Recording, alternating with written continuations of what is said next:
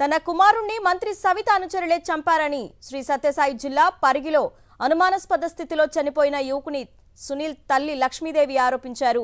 తన కుమారుణ్ణి ఇష్టానుసారంగా కొట్టి చంపేసి చెట్టుకు రేసి ఆత్మహత్యగా చిత్రీకరించారన్న అనుమానాలు ఉన్నాయని అన్నారామె.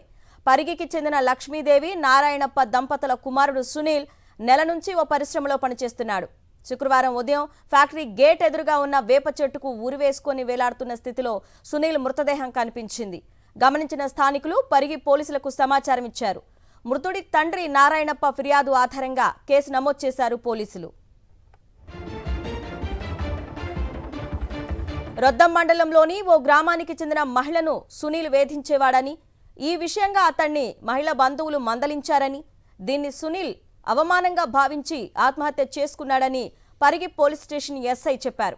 అయితే సునీల్ తల్లి లక్ష్మీదేవి మాత్రం ప్రైవేటు డ్యూటీకి వెళ్లిన తన కుమారుడు ఇలా ఉరివేసుకునేంత తప్పు చేయలేదని కన్నీటి పర్యంతమయ్యారు.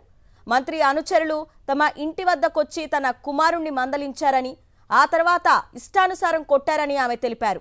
తన కుమారుడి చావుకు మంత్రి అనుచరులే కారణమని తల్లిదండ్రులు ఆరోపించారు. పోలీసులు సమగ్రంగా దర్యాప్తు చేసి నిజాలను నిగ్గు తేల్చాలని కోరారు.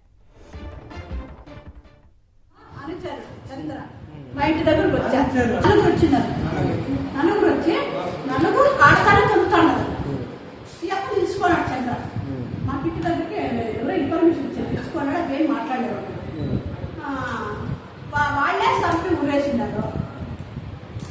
వీడైతే ఊరేసుకున్నాడు కాదు, వీడైతే ఊరేసుకున్నాడు.